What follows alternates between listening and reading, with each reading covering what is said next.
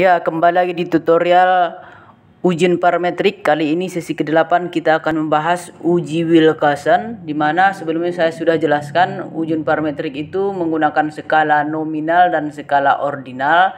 Itu akan menggunakan ujian parametrik, namun dia jika menggunakan skala interval dan rasio, jika datanya lebih kecil daripada 30 menggunakan ujian parametrik, dan apabila datanya lebih besar daripada 30 kita uji distribusinya apakah berdistribusi normal atau tidak. Jika tidak menggunakan ujian parametrik, dan jika berdistribusi normal menggunakan uji parametrik.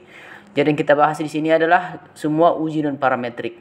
Pada video sebelumnya saya sudah buat tutorial bagaimana menggunakan uji tanda, yaitu pada dua sampel yang dependen dengan skala ordinal. Jadi kali ini ada posisi yang sama. Di sini kita lihat uji tanda dan uji Wilkinson. Jadi di sini akan kita jelaskan bagaimana cara melakukan uji Wilkinson dan bagaimana perbedaannya dengan uji tanda. Uji tanda dan uji Wilkinson ini sebenarnya itu uji non parametrik dan hampir sama dengan uji Piret test apabila kita melakukan ujinya menggunakan uji parametrik.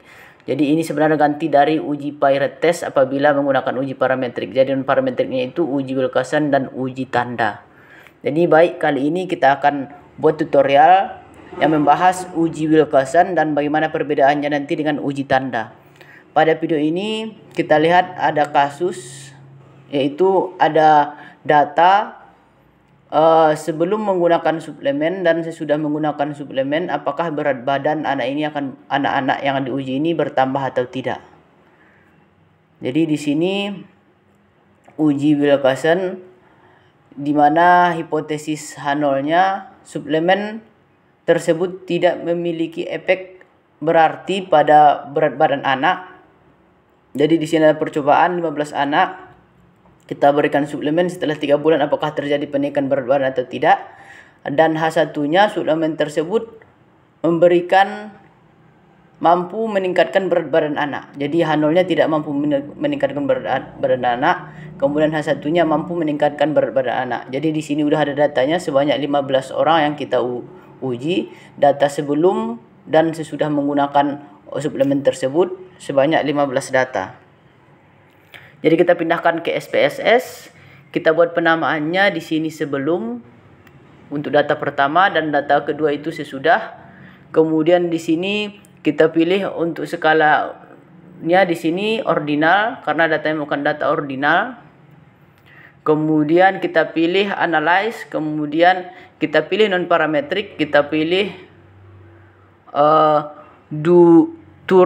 dua relate sample. Jadi di sini hampir sama dengan uji Piret test sebenarnya.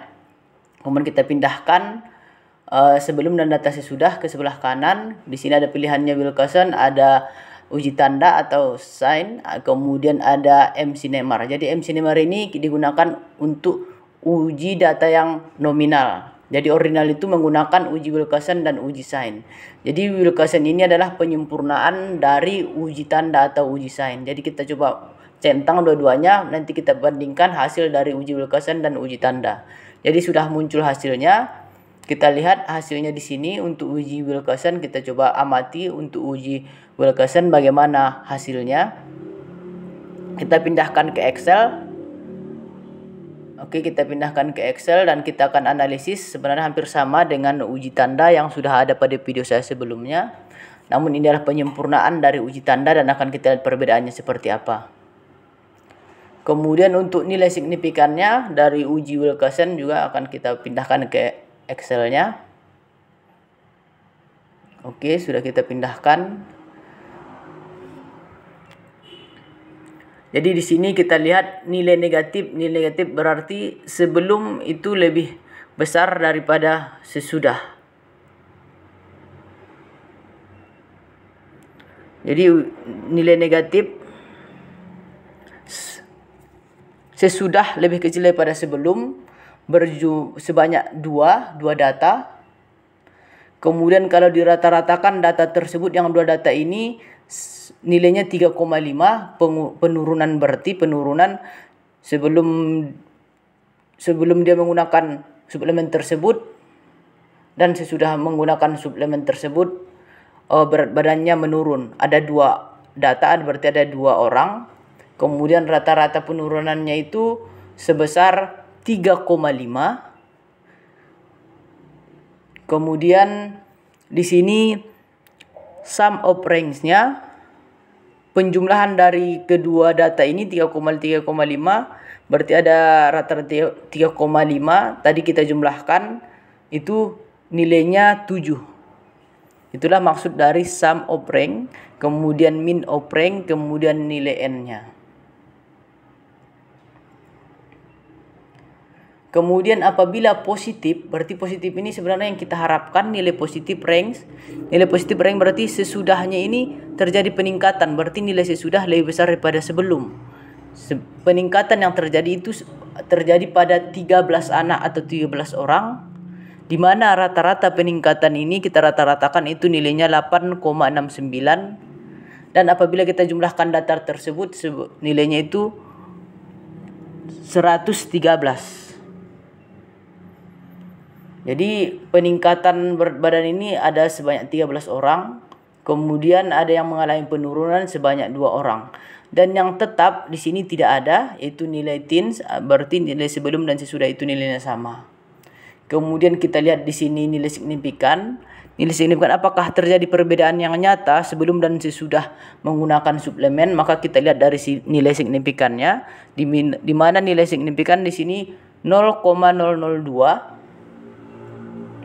Berarti ini lebih kecil daripada alfa yang kita gunakan, yang kita tentukan itu 5% atau 0,005. Jadi 0,002 lebih kecil daripada 0,05, maka H0-nya ditolak.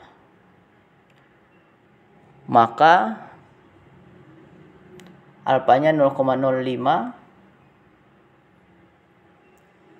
maka di sini H0-nya ditolak. Jadi di sini H0 ditolak dengan ketentuan alfa yang kita gunakan adalah 5% atau 0,05. Jadi apabila telah menolak H0, berarti suplemen tersebut tidak memiliki efek berarti pada berat badan itu ditolak. Jadi kita terima berarti H1-nya, di mana H1 adalah suplemen tersebut mampu meningkatkan berat badan. Jadi sebenarnya secara nyata dengan menggunakan suplemen ini, dengan percobaan 15 anak itu mampu meningkatkan berat badan anak. Jadi setelah menggunakan suplemen memang ada peningkatan. Misalnya kita lihat nomor 1 25 ke 26, apakah ini terjadi peningkatan yang nyata atau tidak? Makanya kita gunakan uji statistik melihat nilai signifikan atau nilai p-value tersebut yang kita bandingkan dengan alfa yang sudah kita tentukan. Jadi di sini dapat kita simpulkan suplemen tersebut mampu meningkatkan berat badan. Sementara kita lihat di sini kita bandingkan seperti yang saya jelaskan tadi, kita juga membuat uji sik atau uji tanda. Kita juga tadi mencentang uji sik atau uji tanda untuk melihat perbedaannya seperti apa. Jadi kita lihat di sini hasilnya dengan hasil uji Wilcoxon dan uji tanda itu sebenarnya sama. Nilai negatif ada 2, nilai positif ada 13. Teens-nya atau nilai yang sama 0, jumlahnya datanya 15. Namun perbedaannya pada uji tanda tidak menjelaskan mean range dan sum of ranks. Mean range dan sum of ranks-nya tidak dijelaskan pada uji tanda. Jadi Wilcoxon ini menyempurnakan permasalahan tersebut. Jadi di sini dijelaskan berapa rata-rata peningkatannya ataupun berapa rata-rata penurunannya, berapa jumlah data yang meningkat, berapa jumlah data yang menurun, dijelaskan pada uji Wilcoxon. Kemudian kita lihat di sini dari hasil signifikan, sebenarnya lebih rendah nilai dari Wilcoxon dibanding dengan nilai signifikan yang dihasilkan oleh uji tanda. Jadi Wilcoxon menunjukkan lebih teliti dibanding uji tanda. Jadi itulah tadi perbedaan apabila menggunakan uji Wilcoxon dan uji tanda.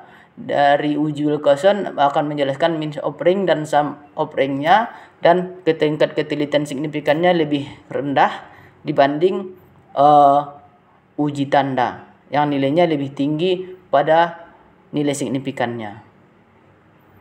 Jadi itulah dapat kita lihat secara jelas perbedaan uji Wilcoxon dan uji tanda. Namun secara penggunaan uji Wilcoxon dan uji tanda adalah menggunakan cara yang sama dan menggunakan data yang sama, menggunakan perbandingan yang sama. Mungkin cukup sekian, semoga bermanfaat.